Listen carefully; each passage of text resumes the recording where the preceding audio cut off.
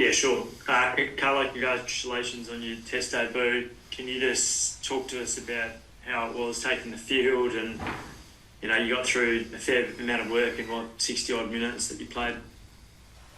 Yeah, thanks, mate. No, it was awesome. I was just speaking to Slips before, and it is a big step up, but I loved every minute of it, and the boys really helped me out throughout the week.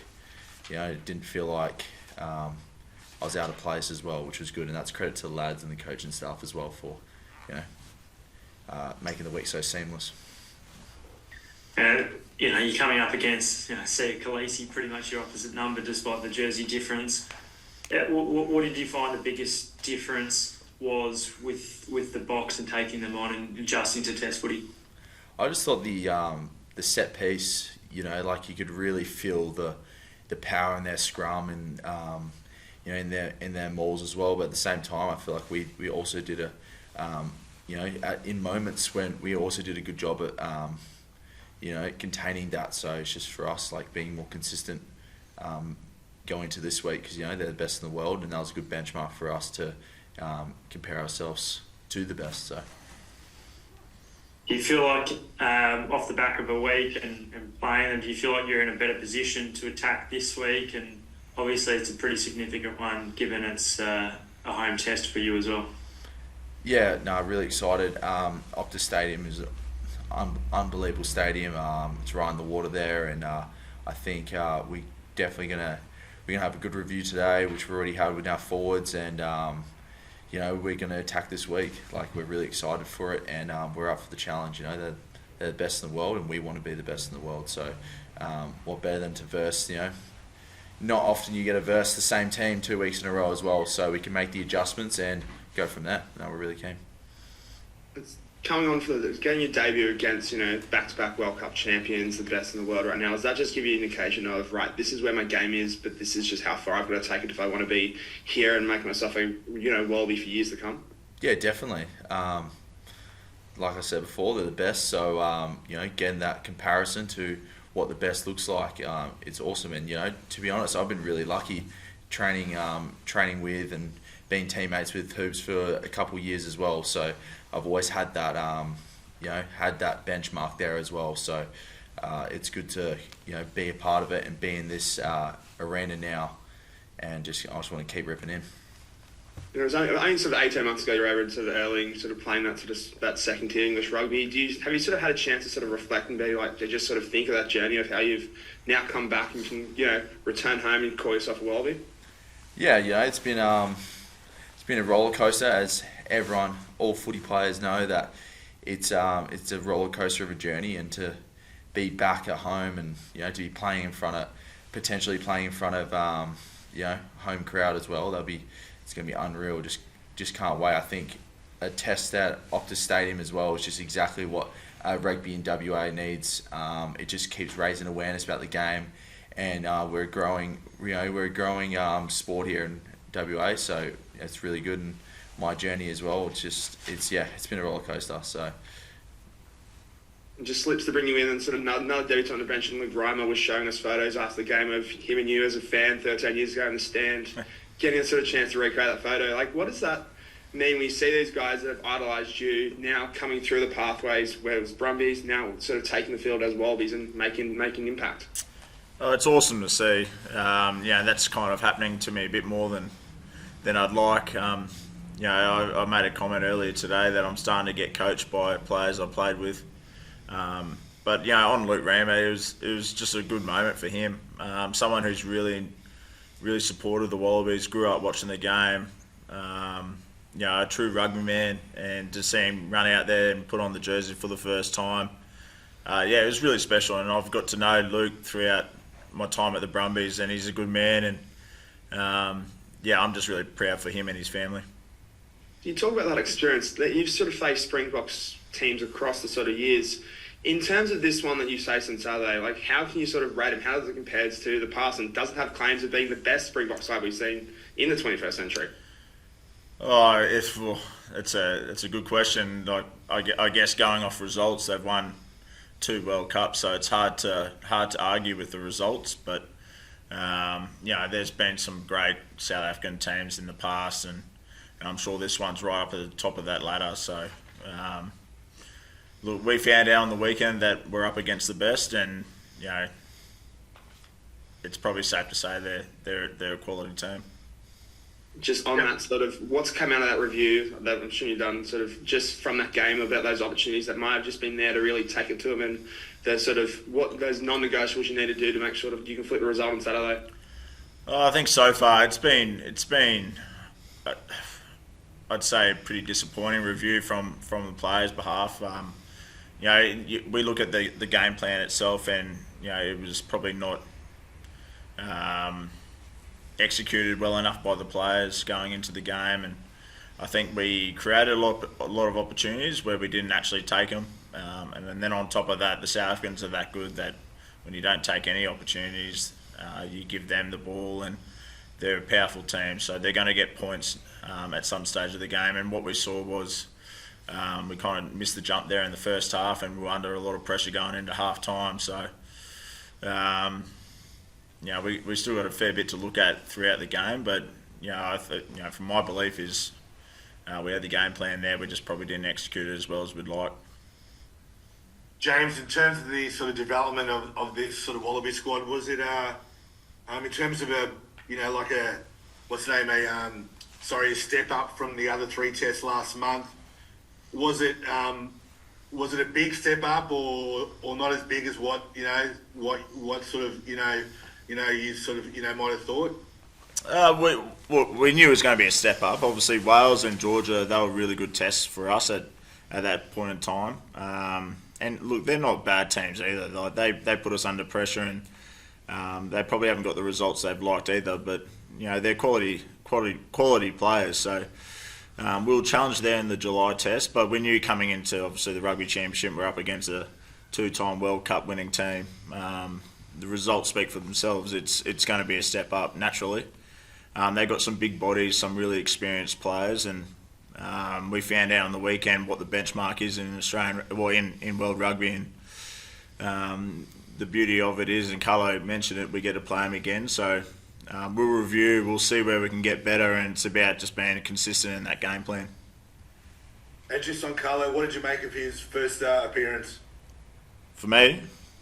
Yeah, I thought he was great. He came in, and Carlo's one of those players who plays with a lot of confidence. So he had a great year at the Force this year, and he fitted in really seamlessly in the squad. And one thing you know about Carlo, he's going to put his body on the line for the team. So that's all we ask when you put the jersey on, is you do your best, and he did that.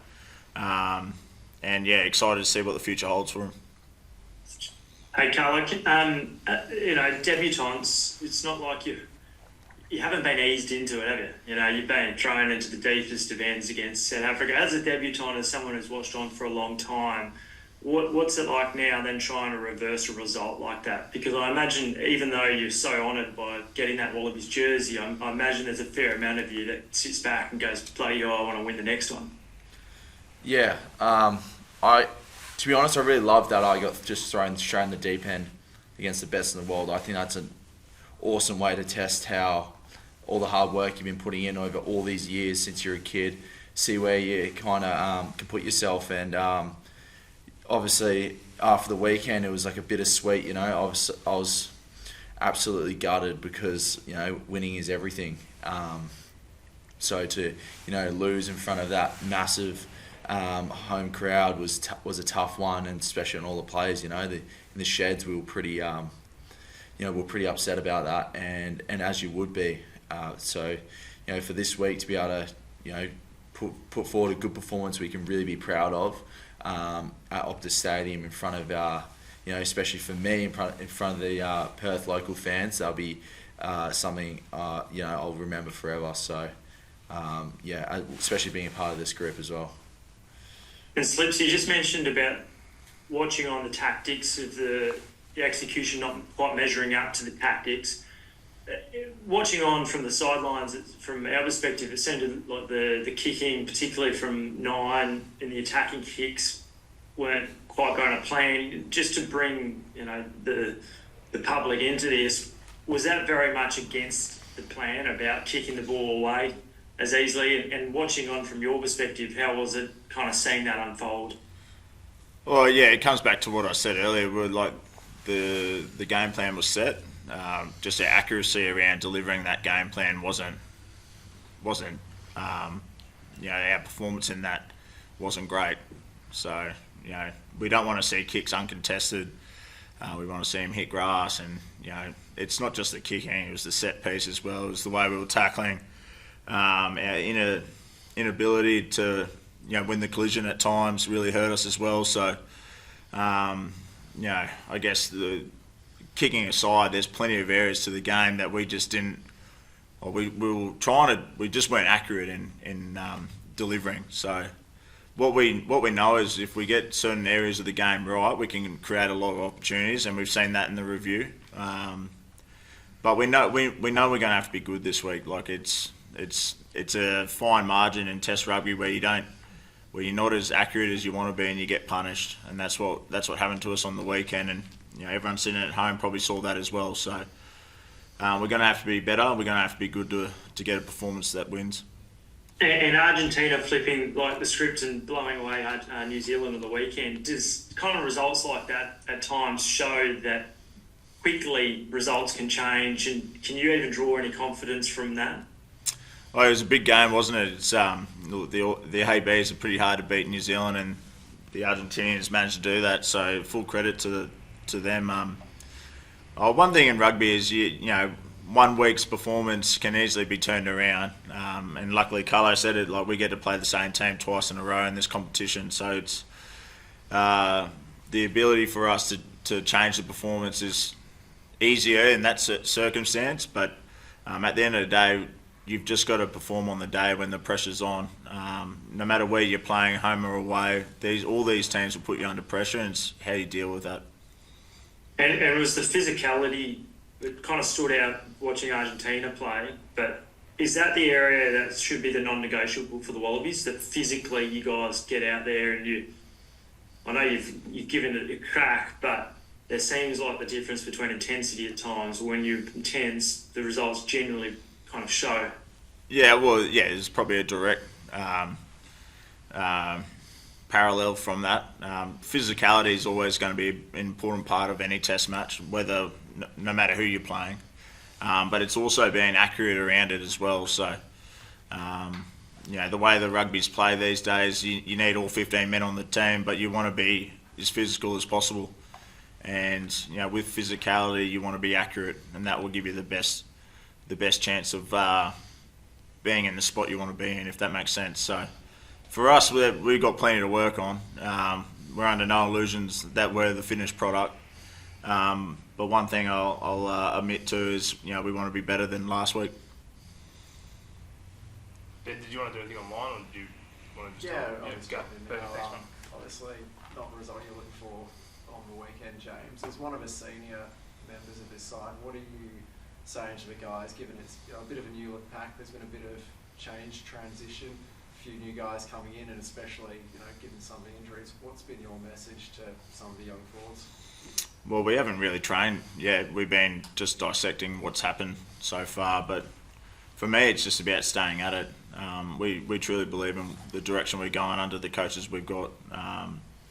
And as I said at the start, like as a playing group, we just didn't perform to our best of ability for that game plan.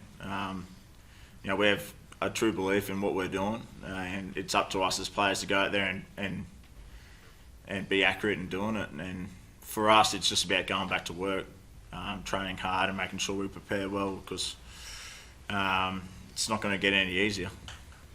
And Carl, I just want to you as well. It's a lot easier said than done when you're facing that forward pack, but how do you guys improve the breakdown this weekend?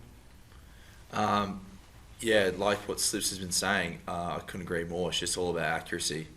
You can be as big as you want, but if you're accurate with what you're doing, that's going to make up for the physicality, especially at breakdown time. So, for us moving forward, it's just accuracy.